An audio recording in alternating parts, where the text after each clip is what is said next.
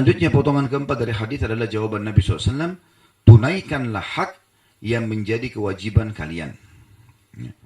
Di situ ada footnote ditulis nomor 79, yakni kalian melaksanakan kewajiban kalian seperti taat kepada mereka. Maksudnya para pemimpin. Sekarang pemimpinnya zalim. Apa tugas kita? Ya kita jalankan apa yang Allah perintahkan. Kita kan disuruh patuh. Ya patuh saja selama bukan maksiat. Dan tidak melawan mereka. Nggak usah kita ribut. Ya. Kita coba berusaha menasihatin, meluruskan. Gitu. Saya katakan, kata penulis, hal ini dibatasi selama mereka tidak menampakkan kekufuran yang nyata. Sebagaimana yang ada dalam hadis Ubadah yang sahih. Ya. Maksudnya adalah, kalau pemimpin itu betul-betul sampai pada kekufuran, seperti misalnya menutup masjid. Nggak boleh ada sekolah Islam, nggak boleh ada masjid.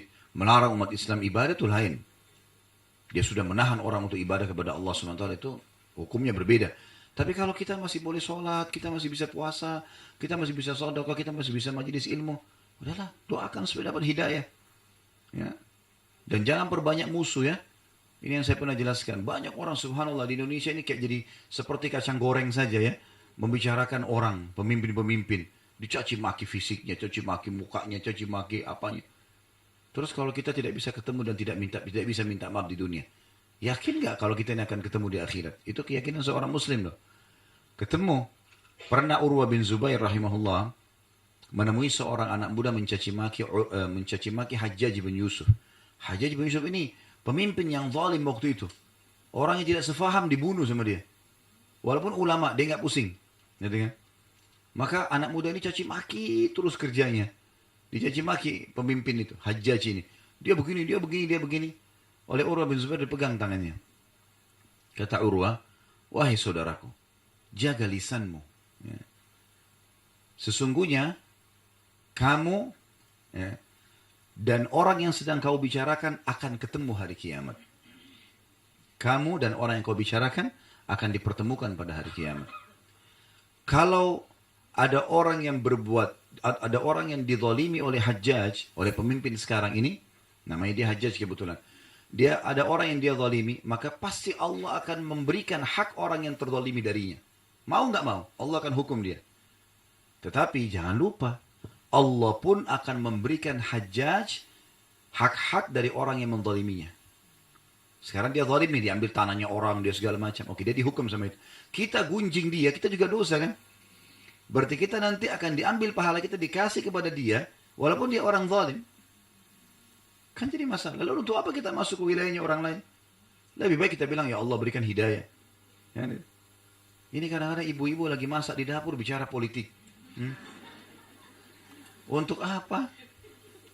Goreng tempe, apa? Itu urusannya laki-laki, nggak usah masuk ke sana. Hah? Di pinggir jalan, di warung kopi bicara masalah politik, di pinggir got. Ya, nggak nyambung semuanya. Ini penonton bolanya lebih hebat daripada pemain bolanya nih. Begitu tendangan bolanya gagal, bodoh gitu ya. Padahal sebenarnya dia kalau masuk tendang belum tentu bisa. Sekarang ibu-ibu saya tanya, kalau seandainya rumah kita berantakan rumah ini, lalu kita mau bersihin, di sini berantakan, sana berantakan, tumpah segala macam. Rumah ini sebesar ini saja, taman kita lagi banyak rumputnya, kita mau kerja sendirian. Berapa lama dibutuhkan waktu? Capek atau tidak? Bagaimana kalau 2 rumah? Bagaimana kalau 10 rumah? Bagaimana kalau 1 RT? Bagaimana 1 RW? Hah? Bagaimana kalau 1 kecamatan? Bagaimana kalau 1 wilayah? Bagaimana kalau 1 negara? Seperti orang urus, seperti mau goreng kerupuk gampang. Enggak gampang. Kita aja kadang-kadang punya masalah sama tetangga, 1 orang sudah pusing luar biasa. Lagi ribut sama 1 orang teman. Misalnya masalah rumah tangga, ribut sama istri atau sama suaminya. Pusing dia nggak bisa. 1 orang. Bagaimana urus 1 negara? Udah, lebih baik kita jangan campuri wilayah itu. Karena masalahnya, Nabi SAW wasiatkan loh ini. Kalau terjadi itu ada pemimpin zalim, yang kalian lakukan apa? Lakukan yang telah menjadi kewajiban kalian. Disuruh patuh pada hal yang tidak melanggar agama. Kalau kita pakai KTP, paspor, segala macam, rambu-rambu lalu lintas, patuhi aja. Kan tidak ada pelanggaran agama, ya sudah. Kita patuhi saja yang itu. Kalau yang melanggar agama, jangan dipatuhi. Kalau memang konsep agama gitu. Kata Nabi SAW, La ta'ata li makhlukin fi maksiati khalik. Tidak boleh ada ketaatan kepada makhluk, padahal yang berbau maksiat kepada Sang Pencipta. Jadi di sini kita harusnya lakukan ini. Berikan hak mereka dari kalian. Dan yang kita belum dapat. Saya sebagai warga negara belum dapat bagian saya ini dan itu. Saya dizalimi, dikenain pajak, dikenain ini, dikenain itu. Apa kata Nabi SAW? Ini wasiat Nabi loh ya. Bukan perkataan saya. Apa kata Nabi? Dan mintalah kepada Allah apa yang menjadi hak kalian. Percuma minta sama mereka nggak dikasih kan? Udah minta sama Allah langsung. Sang Pencipta. Ya Allah, saya mau ngurus surat rumah saya ditipu nih. Ada orang buat sertifikat palsu. Kita sudah coba urus di pengadilan malah kita kalah. Ya Allah, saya kembalikan urusan ini kepadamu ya Allah. Bukan cuma bumi, alam semesta ini miliknya Sang Pencipta Allah, langit dan bumi. Keluhkan langsung kepada Sang Raja. Sampai pepatah bahasa Arab berbunyi, kalau engkau keluhkan kepada Raja dunia, maka engkau akan rugi. Karena paling tidak dia melihat dirimu apakah kamu punya kedudukan atau tidak sehingga bisa menambah kedudukan dia.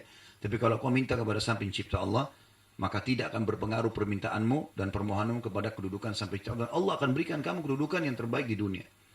Jadi nggak ada sesuatu yang rugi kalau kembali kepada Sang Pencipta Allah. Ini potongan wasiat Nabi Shallallahu Alaihi Wasallam, ya, potongan dari hadis kita yang keempat dan sekaligus hukumnya. Jadi kalau kita menghadapi permasalahan seperti ini, kita coba menjalankan tugas kita.